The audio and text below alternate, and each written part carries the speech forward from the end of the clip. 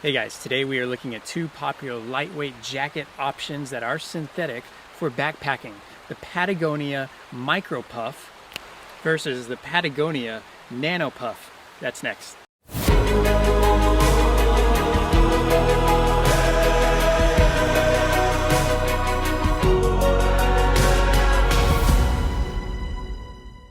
Welcome to Backcountry Renegade, I'm Jeff. In my search for the perfect lightweight jacket for backpacking, I narrowed my search down to the Patagonia Micro Puff and the Patagonia Nano Puff. Both these jackets are of synthetic insulation. Now this was important to me because I live here in the Pacific Northwest where it's much rain and wet the majority of the time. So I wanted something that could do well in rainy and wet conditions. And you know, synthetic insulation does a lot better than down when it comes to getting wet because it could still keep its warmth and loft when it is wet. Unlike down that compresses really low and really tight together and doesn't maintain its warmth when wet.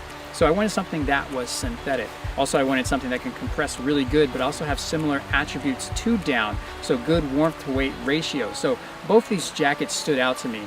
The Patagonia Micro Puff and the Patagonia Nano Puff both can achieve those things. So I wanted to test them out, compare and contrast them to each other, and see what might be the better bang for your buck. First off, considering the Nano Puff. The Nano Puff is the one you see here in the red. The Nano Puff has been one of Patagonia's top-selling jackets. It's been around for over 10 years with little alterations. It comes in multiple sizes and colors and even can come in a hooded version. It has a regular fit and sells for $199, but can often find it on sale. It has a very good weight to warmth ratio and is made of recycled materials, so it is environmentally friendly. It has been one of the lightest synthetic insulated jackets for a while until the Micro Puff has come along.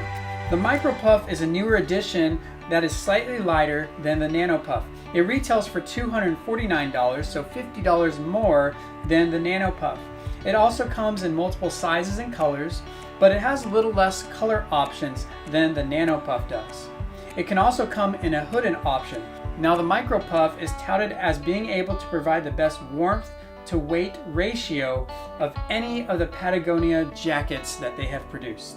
Now, these jackets have a lot of similarities. First, both these jackets obviously are made by Patagonia. Both these jackets are lightweight and made of synthetic insulation. Both these jackets also have great warmth to weight ratio. Both these jackets can also stuff down into their own pockets. Both have elastic on the cuffs. Both also are excellent jackets to use in a layering system, and both have water repellent technologies to keep you warm and dry, and both are windproof to an extent. Now let's focus on the differences. First, the Nano Puff comes with a 20 denier, 100% recycled polyester ripstop fabric with a DWR finish, so it does repel water nicely and is windproof. The Micro Puff is a 10 denier ripstop Pertex Quantum coated also with DWR finish. So it's super lightweight, it's durable, it's windproof, and water repellent. Now it is a slightly thinner material at 10 denier than the Nano Puff. Looking at the insulation, the Nano Puff uses a 60 gram PrimaLoft Gold Eco. The PrimaLoft Gold Eco is the best type of PrimaLoft available for insulation that exists. It offers the highest warmth to weight ratio than any other PrimaLoft on the market. The Micro Puff actually uses 65 gram of Plumafil synthetic insulation. This is an insulation that is newer that replicates the structure of down while providing similar warmth and compressibility. They both do a good job of what they were made to do. Both are lightweight, both have a good warmth to weight ratio, and both can compress down pretty nicely. The weight of the Nano Puff is 337 grams or 11.9 ounces. The Micro Puff is 235 grams or 8.3 ounces. That's 102 grams of difference. So the weight to warmth ratio favors the Micro Puff as the insulation is more than a quarter of the weight of the jacket, where the Nano Puff insulation is a little over 17% of the weight. So more warmth to weight ratio with the Micro Puff. Now another difference you can see is the quilting that is used. The Nano Puff uses a signature brick quilting pattern. I think it actually looks a bit more stylish with this brick pattern here. You also have horizontal quilting pattern here on the sides to keep you nice and warm on the sides. Now the Micro Puff does not use the quilted brick system that the Nano Puff does. Instead, it uses horizontal seams. And these horizontal seams are an innovative alternative quilting pattern that seeks to maintain minimum stitching, but also helps to maximize the loft. And so you can see this pattern here, they're all horizontal, and when you do this, it really helps maximize the loft. Now, the cool thing about minimizing the stitching is where the stitching is, where you lack the loft. So the more stitching, the more you allow air, cold air to get through, where they decided let's use minimum stitching so we have more loft and more insulation around you to keep you warm. Plus the less stitching, the less weight. Also looking at the pockets, both have side pockets in the front where you can warm your hands nicely.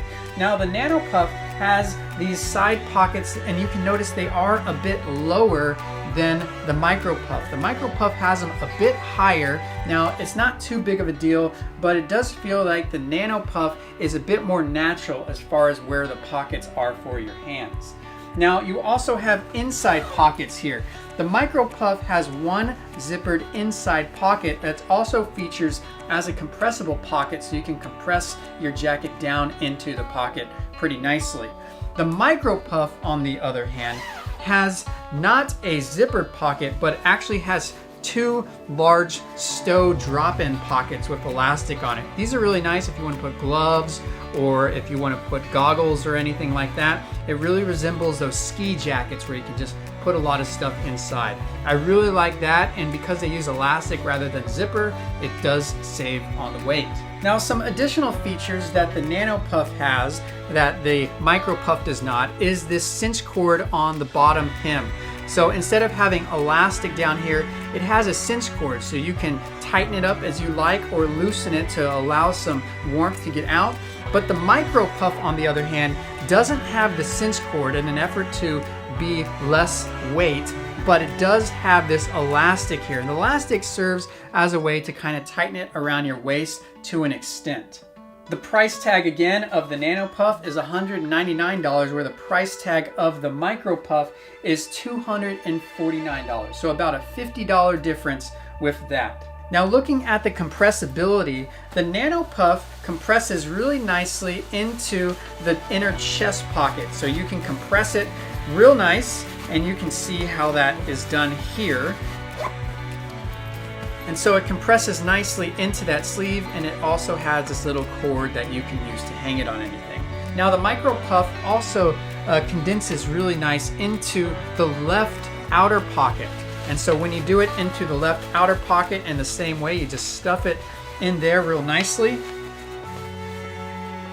When it's in there, it also has a double YKK zipper that you can compress it down into its zipper, and it also has a nice little cord. Looking at the size of this, you can see what they look like when they are compressed. So both compress real nicely. The Nano Puff compresses more into a square-like feature, where the Micro Puff compresses a little bit more irregular and round. The big difference though is the weight. You can really feel the difference when you lift these up, the Micro Puff being far lighter of the option. So who won the battle for me? For me, I went with the Patagonia Micro Puff, and the reason is because it had a lot of pros that outweighed the cons. First of all, it's very lightweight. It's a lot lighter than the Nano Puff, and that's an important thing for me, especially when you're counting all the grams and seeking to become more ultra light. It offers premium breathability in a lightweight package. It also has really cool internal pockets like these drop-in pockets like that, where the Nano Puff really just has that zippered pocket, and that's about it. I also really liked it did away with some of the features in the Nano Puff that I may not ever use, like the cinch cord around the waist. For me, the elastic here on the bottom of the Micro Puff does a plenty good job in order to seal in the warmth. Another thing for me is the range of motion in the arm seemed a lot better with the Micro Puff. Especially when I'm wearing my pack, I was feeling a little bit of tension here with the Nano Puff, where the Micro Puff, I do not have that, so I really enjoyed that. Now the cons of the Micro Puff, it is a tin denier shell, and so it's a lot thinner. So compared to the Nano Puff, that's 20 denier, you would expect the Nano Puff to be more durable. Now in my testing so far, the micro puff has held up to anything that I put it through. I have rubbed against little branches and trees and it hasn't put any holes. So it stood up so far, but I am a little worried because it is tin veneer. It will be less durable. Another con is it's pricey. You're looking at an extra $50, $60 more than the Nano Puff. And oftentimes the Nano Puff comes on sale a lot more often, so you can get an even bigger deal. Another con about the Micro Puff is it's not as eco-friendly as the Nano Puff. Now the Nano Puff is made almost of entirely recycled material, which is a really good thing for the environment. Well, the Micro Puff does have some recycled material, not as much as the Nano Puff. So something to consider if you're looking to have an eco-friendly version of a jacket. Another con about the Micro Puff is the insulation is in more strands, so it's elongated. So at times you can get a fine strand that comes through that almost looks like hair. You look to pull it off, but it's actually pulling out some insulation. So you gotta be aware of that, and if you see those, it's better to just cut it and trim it rather than pull it and pull out more insulation along with it. Another con about the Micro Puff is you did lose that cinch cord, but in an effort to maintain weight, that is a good thing that I was willing to sacrifice. So who won the battle for you? Was it the Patagonia Micro Puff or the Patagonia Nano Puff? Leave me a comment in the comments section. Let me know which one you decide to go with and why. If you like what you saw, make sure to give me a thumbs up. Also subscribe if you want to see more content like this. And as always, thanks for watching.